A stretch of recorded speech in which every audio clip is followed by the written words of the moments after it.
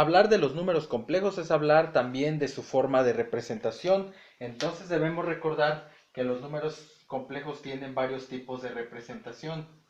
Ajá, entonces esto tiene que ver con la forma en la que se pueden mostrar o se puede mostrar un número complejo. Y básicamente hay dos tipos de representación. Una de las formas es la forma binomial, ¿de acuerdo? Y la otra forma, también común, pero no más común que la binomial, es la forma polar, ¿de acuerdo? Ahora, ¿cuál es la diferencia entre una y otra? La diferencia del número complejo en su forma binomial es, como su nombre lo indica, está formado por binomios, es decir, un número complejo llamado por ejemplo Z1 está formado por un valor real, ¿de acuerdo? Está formado por un valor real, que en este caso está representado con la letra A, y un valor imaginario, ¿de acuerdo? Entonces son dos términos, una parte real y una parte imaginaria, que ambos en su conjunto forman un número complejo.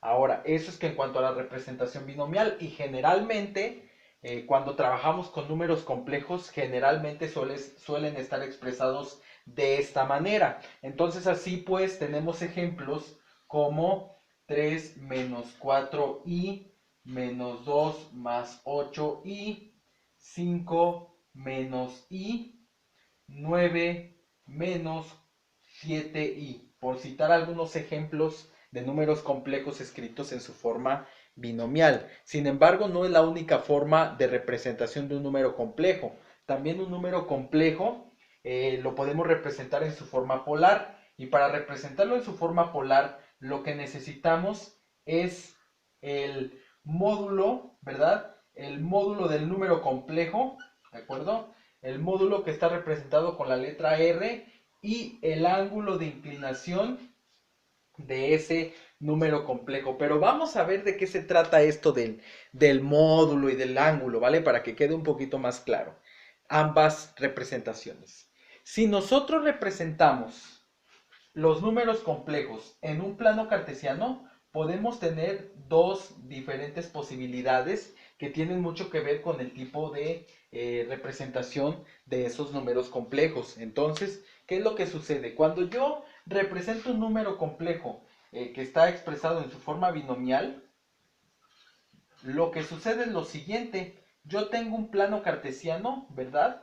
Yo tengo un plano cartesiano donde, si voy a representar un número complejo en su forma binomial, debo de saber que tengo un eje X y que tengo un eje Y. Pero para efectos de los números complejos no se llaman X y Y. El eje X es sustituido por el eje real y el eje Y está sustituido por el eje imaginario. En otras palabras, en el eje horizontal van los valores reales del número complejo y en el eje vertical van los valores imaginarios del número complejo. Si yo tomo, por ejemplo, este valor 3 menos 4i, para representación 3 menos 4i y a manera de ejemplo, ¿verdad? Esta recordemos que es la parte real y esto recordemos que es la parte imaginaria, ¿de acuerdo? Entonces, eso significa que son 3 positivo en la parte real. En el caso de los signos no hay ningún problema, se sigue rigiendo que esta es la parte positiva y esta es la parte negativa, esta es la parte positiva y esta es la parte negativa, eso no cambia, ¿de acuerdo? Entonces son 3 positivos en los reales y luego son menos 4 imaginarios, es decir, menos 4 en el eje de los imaginarios.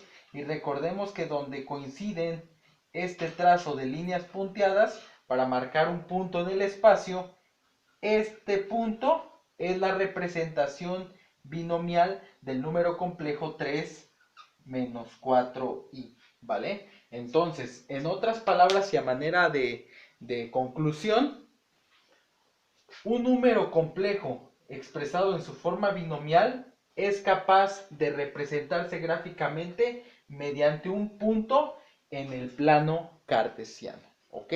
Básicamente lo vendríamos trabajando de esta manera. Así pues, podríamos expresar entonces otros ejemplos de números complejos, por ejemplo, este que tenemos aquí, que es el siguiente, que es menos 2 más 8i. Menos 2 más 8i. Menos 2 en los números reales y más, perdón, menos 2 más 8i. Menos 2 en los números reales y 8 en los imaginarios. Entonces mi punto donde cruzan, ¿verdad? Donde cruzan vendría siendo como por aquí, ¿vale? Más o menos en una aproximación. Aquí está el punto menos 2 más 8i, ¿de acuerdo? Y así podríamos ir marcando cada uno de los números complejos que vengan en mis ejercicios. Esto es en cuanto a la forma binomial. Respecto a la forma polar, para que yo pueda expresar gráficamente un número complejo en su forma polar, lo que yo necesito saber son dos datos importantes. Por un lado, el módulo y por otro lado, el ángulo de inclinación. Cuando nosotros representamos un número complejo en su forma polar, de entrada debemos saber que a diferencia de la binomial, cuya representación es un punto, en el caso de la forma polar, la representación es por medio de vectores. Si ustedes recuerdan su clase de física, recordarán que los vectores son flechas, ¿de acuerdo? Y esas flechas generalmente, por lo regular, tienen un ángulo de inclinación. Entonces, para yo representar números complejos en su forma polar, requiero saber representar mediante vectores de manera adecuada. Y para eso necesito saber cuál es el módulo del vector. ¿De acuerdo? El módulo del vector, que en este caso está representado con la letra R, el módulo del vector no es más que la magnitud o la medida de mi vector. En otras palabras, y en palabras muy prácticas, cuánto mide mi flecha, ¿de acuerdo? Entonces, eso es lo que yo necesito saber de entrada para poder expresar un número complejo en su forma, polar, ¿vale? ¿Cuánto mide esa flecha? ¿Cuánto mide ese vector? Y un vector se mide siempre desde el origen del plano, desde el origen del plano, y ya se mide la longitud de ese vector. Vamos a suponer que midiera 5 unidades, pues entonces yo dibujo una flecha que mida 5 unidades. Obviamente, además de esa longitud, de ese módulo de mi vector, otra cosa que yo necesito saber es el ángulo al cual está inclinado ese vector. Y recordemos que para efectos del ángulo, el ángulo siempre se mide en sentido contrario a las manecillas del reloj. En otras palabras, se mediría desde el eje X positivo y en sentido contrario a las manecillas del reloj. Esto se supone que es algo que ya vienen trabajando desde cursos anteriores para poder medir correctamente los ángulos, ¿de acuerdo? Entonces, conclusión. La forma binomial de un número complejo se representa mediante un punto en el plano. La forma polar de un número complejo se representa gráficamente mediante un vector, cuyo módulo es la medida de ese vector y también el ángulo de inclinación. ¿De acuerdo? Entonces, de ambas formas se puede representar un número complejo. Ahora, podemos hacer transformaciones de la forma binomial a la forma polar y de la forma polar a la forma binomial mediante el uso de algunas fórmulas que quizá podamos ver en este momento para que vayamos aprendiendo un poquito más. ¿Ok? Entonces, vamos a ver. Voy a borrar esto que tengo aquí, ¿vale? Recuerden que la clave siempre es estudiar constantemente estos temas para que los vayamos dominando, porque pues ustedes siempre le piden a Diosito que les ayude, pero la neta es que no es suficiente, ¿ok? Ayúdenle a Diosito y estudien también por su cuenta, ¿de acuerdo? Bueno, ahí está. Entonces, ¿qué quedamos que íbamos a platicar? Ah, sí, de cómo convertir un complejo, un número complejo de su forma binomial a la forma polar. ¿Ok? cómo convertir un complejo de su forma binomial a su forma polar, ¿de acuerdo? Entonces, si yo tengo un complejo en su forma binomial A más BI y lo tengo que representar a la forma polar, que es R elevado a teta, ¿de acuerdo? Entonces, para hacer esa transformación, necesito obviamente averiguar cuánto vale el módulo del vector y el ángulo de inclinación. Y para eso tengo un par de expresiones que voy a escribir a continuación. Por un lado, el módulo del vector, es decir, el valor de R, ¿verdad? Lo puedo obtener mediante la siguiente expresión. Entonces, R va a ser igual a la raíz cuadrada, ¿verdad? En este caso de A al cuadrado más B al cuadrado, ¿de acuerdo? Tiene que ver aquí un asunto pitagórico, ¿verdad? Del teorema de Pitágoras que seguramente ustedes han utilizado, pero más allá de la demostración, ahorita simplemente estoy escribiendo, ¿verdad? Las fórmulas que se van a utilizar. Para obtener el módulo, la medida de ese vector, de esa flecha, requerimos de esta expresión. ¿De dónde sacamos A y de dónde sacamos B? De los valores de la expresión binomial de mi número complejo, ¿de acuerdo? A es el valor real, B es el valor imaginario. Y ahorita haremos un ejemplo para que esto quede más claro. Por otra parte, el ángulo de inclinación va a ser igual a la tangente a la menos 1 de dividir B sobre A.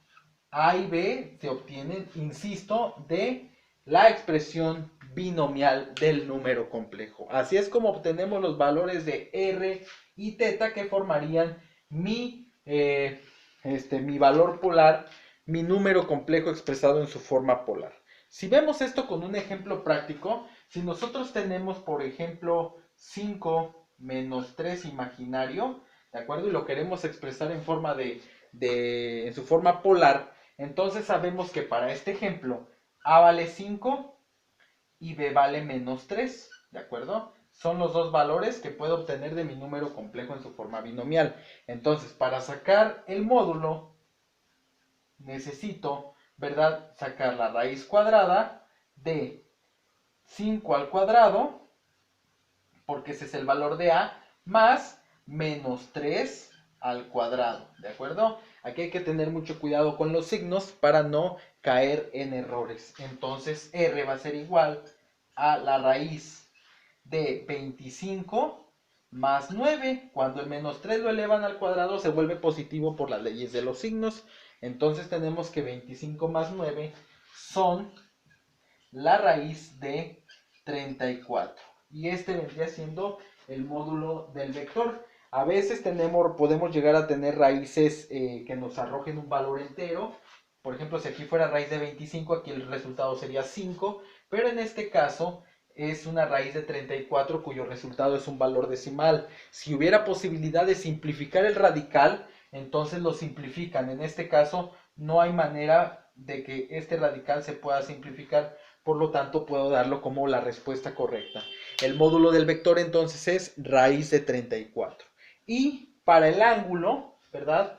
Para el ángulo es tangente a la menos 1 de dividir B, que vale menos 3, entre A, que vale 5. Entonces es importante usar aquí la calculadora para calcular ese valor, ya sea que primero dividan menos 3 entre 5 y a ese resultado le calculen tangente a la menos 1 o arcotangente, como también se conoce. Entonces, si yo hago esto en la calculadora, tangente a la menos 1 de menos 3 sobre 5, con todo y el signo, eso me da como resultado menos 30 punto, el ángulo me da menos 30.963. ¿Ok? Grados, recuerden que el ángulo se mide en grados. Aquí, por ejemplo, en este problema en particular, sucede algo bastante interesante. ¿Por qué? Porque el ángulo me da negativo, ¿de acuerdo? A veces va a salir positivo y a veces va a salir negativo. Cuando el ángulo me salga positivo, podemos concluir que ese es el ángulo que se está midiendo de manera correcta con respecto al eje X positivo y en sentido contrario a las manecillas del reloj. Pero en este caso, me da un resultado negativo. Ajá, me da un resultado negativo, lo que me indica que entonces está tomando otro ángulo de referencia. Vamos a ver gráficamente qué es lo que tenemos que hacer en estos casos, ¿ok? Entonces, fíjense bien. Aquí, por ejemplo, yo tengo mi número complejo 5 menos 3i, ¿de acuerdo? 5 menos 3i. Si yo grafico este número complejo, me quedaría de esta manera. 5 la parte real y menos 3 en la parte imaginaria. Mi número complejo binomial me quedaría marcado con este punto. Y si lo quisiera representar en su forma polar, mediante una flecha o un vector, ese vector siempre parte del origen hasta la punta de donde está marcado ese puntito, ¿de acuerdo? Entonces yo puedo representarlo de forma polar de esta manera o en su forma binomial con el puntito aquí. En este caso me auxilié de el número en su forma binomial para trazar primero el punto y luego trazar el vector, ¿de acuerdo? Entonces ahí está. Esta es la forma polar de representar este número complejo. Ahora, ¿para qué me sirve esto? ¿Para qué me sirve esto? Porque esto, el tener el vector aquí, me da una idea de qué ángulo se está calculando, qué ángulo me está arrojando, qué ángulo me está arrojando este resultado. Entonces, en este caso, como el ángulo que me está dando es de menos 30.963 grados, como es negativo, lo que me está indicando es que se está midiendo el ángulo, pero en sentido contrario, ¿sale? En sentido contrario a las, en el sentido de las manecillas del reloj, ¿ok? Un ángulo siempre se mide del eje X más cercano a donde está mi vector. En este caso, el eje X positivo es el eje que está más cercano a donde está mi vector. Pero si se dan cuenta, si hago esa medición, el sentido de la medición va en sentido de las manecillas del reloj. Y recordemos que un ángulo se mide en sentido contrario, ¿de acuerdo? Se mide en sentido contrario, es decir, así, ¿de acuerdo? Entonces yo necesito saber con exactitud cuánto vale realmente mi ángulo de inclinación. En este caso, para este ejemplo, yo a menos 30.963, que es lo que mide aquí, menos 30.963 grados, yo a este valor de ese ángulo en color azul le tengo que sumar, ¿ok? Le tengo que sumar 360 grados. ¿Por qué? Porque una vuelta completa son 360 grados. Y si a 360 grados le quito este ángulo, si a 360 grados, que es la vuelta completa, le quito este ángulo, entonces voy a obtener el valor del ángulo que está marcado en color rojo, que es el que me interesa, ¿de acuerdo? Entonces, por eso tienen que ver gráficamente su número complejo para que sepan cuánto le van a sumar a este valor negativo que les salga. Porque no siempre le van a sumar 360. A veces le van a sumar probablemente 180 o a lo mejor le van a sumar alguna otra cantidad. Por eso deben de tener mucho cuidado en esa parte, ¿ok? Esto solamente aplica cuando mi valor es negativo en esta fórmula. Cuando sea positivo, entonces ese es el valor correcto, ¿de acuerdo? Muy bien, entonces teta es igual a menos 30.963 grados más 360, ¿de acuerdo? Y entonces, a la hora de hacer esa operación, ¿verdad? Esto me va a dar lo siguiente, me va a dar 329.037, ¿ok? Entonces teta es igual a 329.037 grados, ¿ok? Y así es como entonces tenemos el ángulo de inclinación de ese vector y también tenemos obviamente la magnitud del vector. Así es como se trabaja y cómo se hace una conversión en su forma binomial a su forma polar. Hay que practicar más de una vez para poder dominar el tema, ¿de acuerdo? Y en otro video vamos a ver lo contrario.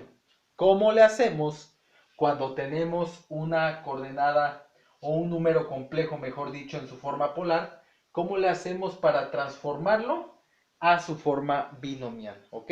Es decir, que tengamos este dato y entonces tengamos que buscar la manera de transformarlo a un número complejo en su forma binomial, ¿de acuerdo? Pero por hoy es todo y espero que les sirva de mucho este pequeño videíto.